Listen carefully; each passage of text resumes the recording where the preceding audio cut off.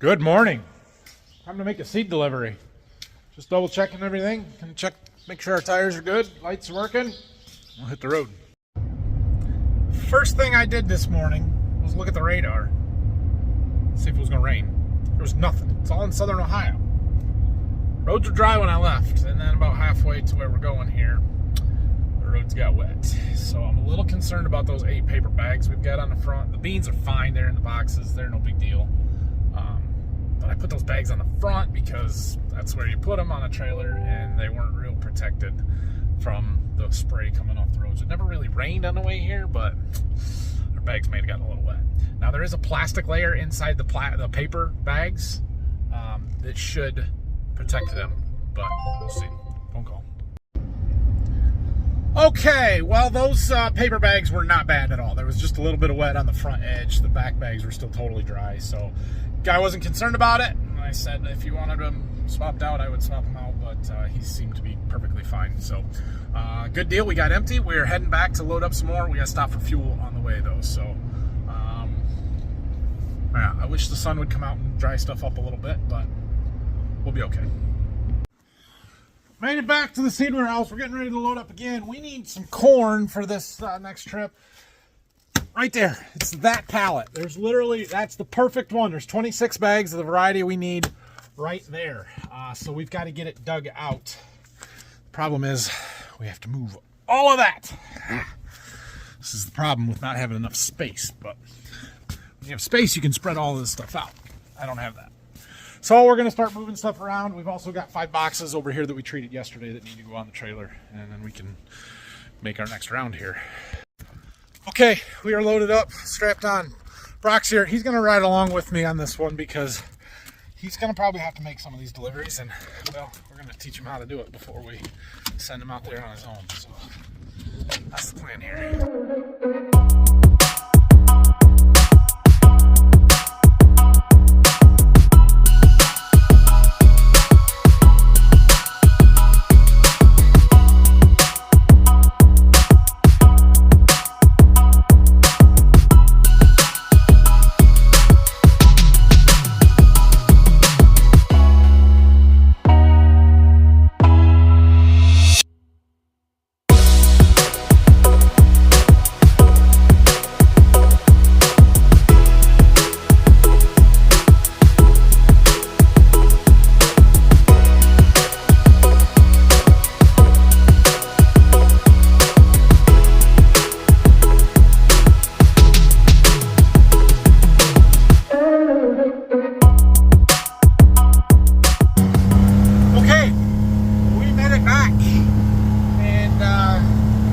Up a couple things in the warehouse, reorganized some stuff, taking the gator back down to the farm that I brought home last night.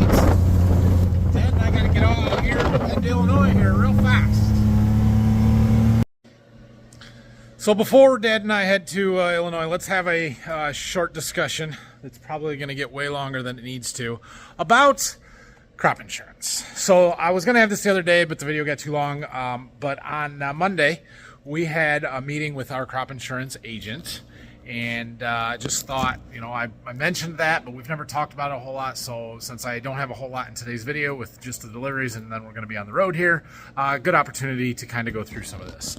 So crop insurance. Let me start off by saying I hate insurance. I hate all insurance. I don't care if it's car insurance, house insurance, health insurance especially. I hate it all. Crop insurance is not an exception to that. However, just like those other types of insurance, it's kind of a necessary thing, and I've softened my stance on it a little bit in the last few years because, well, it's paid off for us a little bit. So, but why? I don't even know how to start this conversation. Let's be honest here. So, my thoughts towards crop insurance are that it generally allows people to make decisions that are not necessarily the best thing to do agronomically. That's my problem with it, right? Sometimes people farm for the insurance and not farm to do the right thing and grow the best crops that you can. And when you have a crop insurance and you set a floor, if you have a weather issue or some other issue that basically you know you're going to have an insurance claim anyway, there's no reason to try and produce a better crop because of it. And It can be a very beneficial thing from a standpoint of helping you avoid a disaster, but it also kind of makes people not always do the best thing, in my opinion. I'm just going to leave it at that, I guess. You would think it creates an even playing field. It kind of creates an uneven playing field, though, where it allows the large producers to take a lot of risk off from the farming side of stuff that they wouldn't otherwise be able to do if the crop insurance wasn't there. All right, now that said, how does it work? What is it? All of that kind of stuff. So, crop insurance, essentially, we can guarantee two things. Number one is our yields or production. And the way that is figured is using a number called an APH. APH stands for actual production history. I'm going to see if I can use my whiteboard here to hold you guys. There we go. So actual production history. And basically they take your average yields from the past 10 years. So we have to report our crop yields by field every year to the FSA, or the Farm Service Agency, and they take those numbers and they turn them into a APH for each field, or really by farm.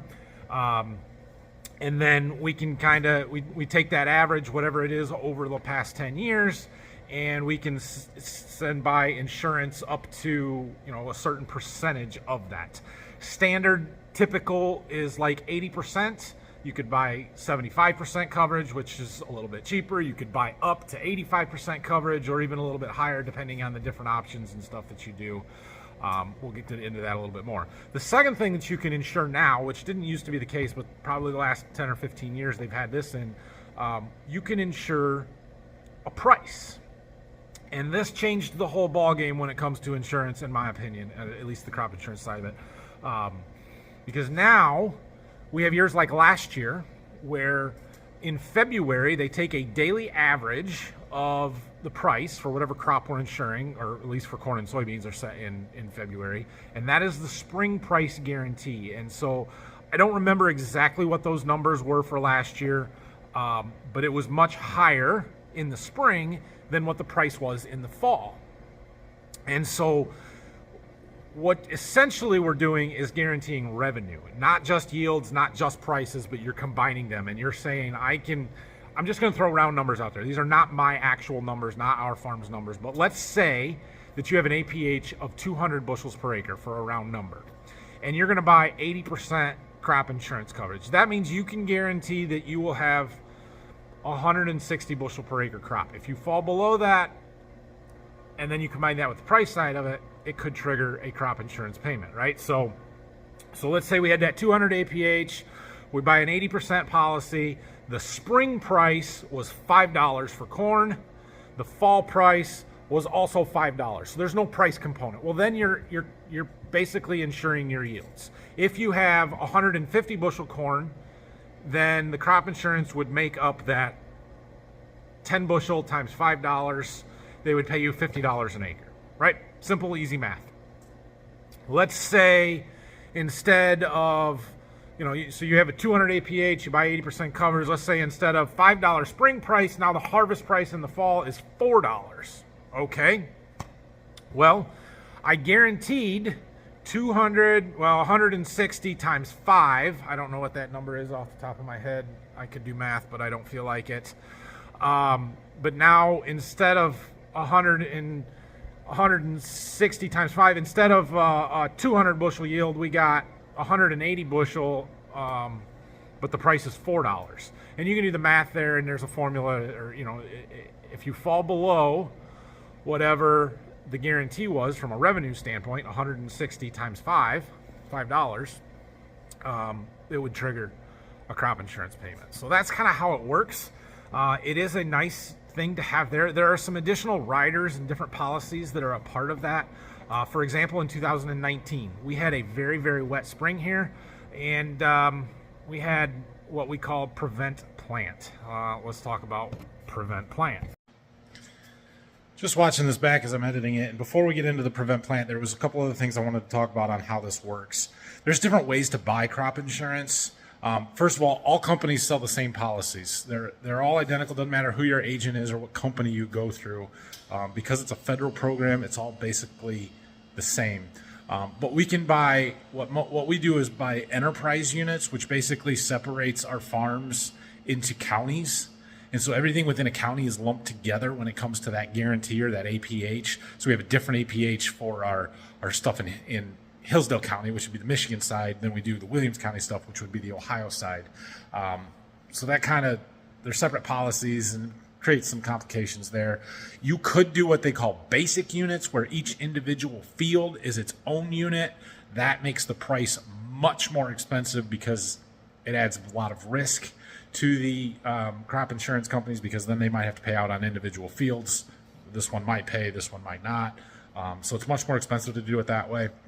You can also do enterprise by practice, which, like where we have an irrigated field now, or a permanently irrigated field, I guess I'll say, we're going to separate that out into its own crop insurance policy, so that just because we irrigate one and we have a drought everywhere else, that one would bring our yields up so much on the other stuff that it wouldn't trigger a payment. Whereas if we didn't irrigate at all, we would have got a big payment. It essentially takes all of the incentive to irrigate out.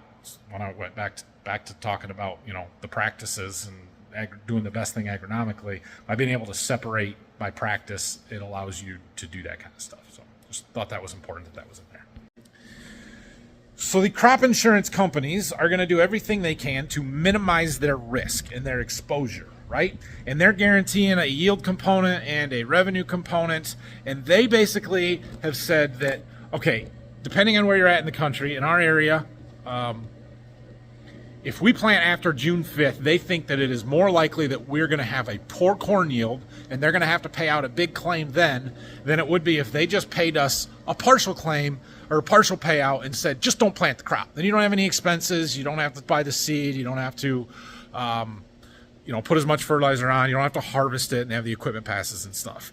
And so I don't remember the exact numbers and what the payout is, but essentially whatever that guarantee was, that revenue guarantee of 80 times your APH times the price, the spring price, they'll take that number, multiply it by 55%, and they'll pay you that and just say, don't plant.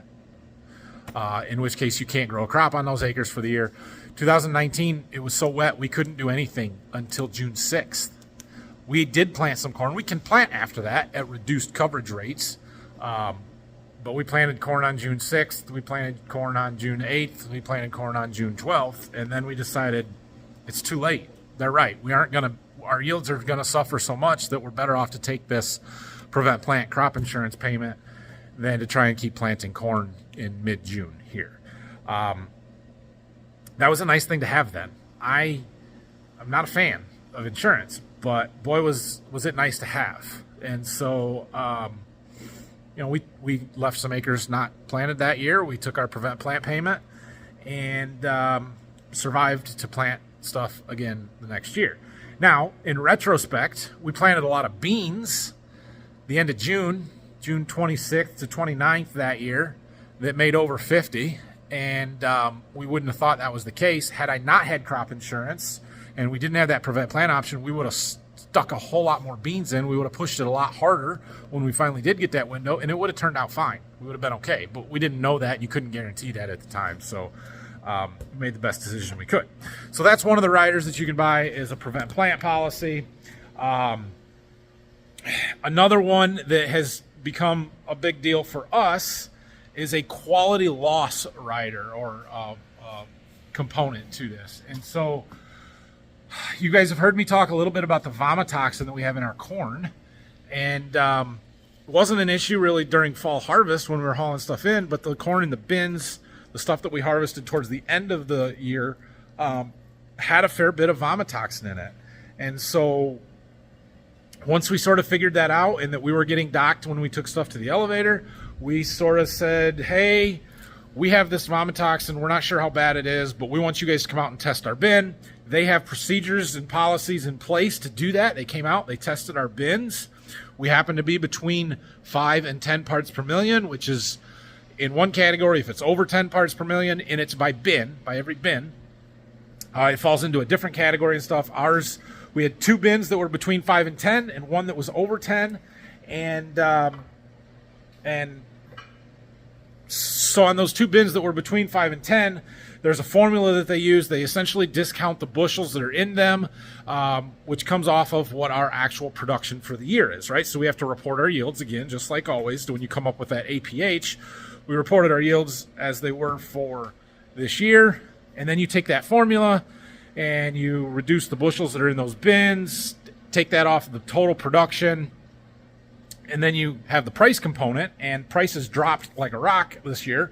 And so when you couple the fact that our prices were already down almost 20%, any loss in yield below our actual production history, the actual APH, not the 80% of that, basically triggered a payment. And we ended up with a fairly sizable crop insurance payment because of the vomitoxin.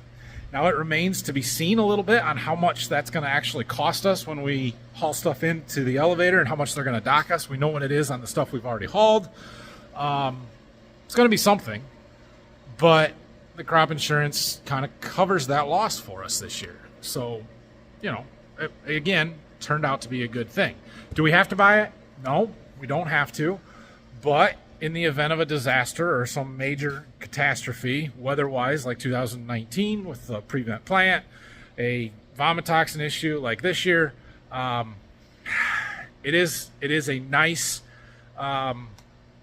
safety net to have in place. Now, I don't feel like crop insurance is a real controversial topic, but somebody is going to say something in here about the federal subsidies for crop insurance. And so we'll just go ahead and talk about it right now, because yes, the federal crop insurance program is subsidized by the government. It is part of the Farm Bill, and that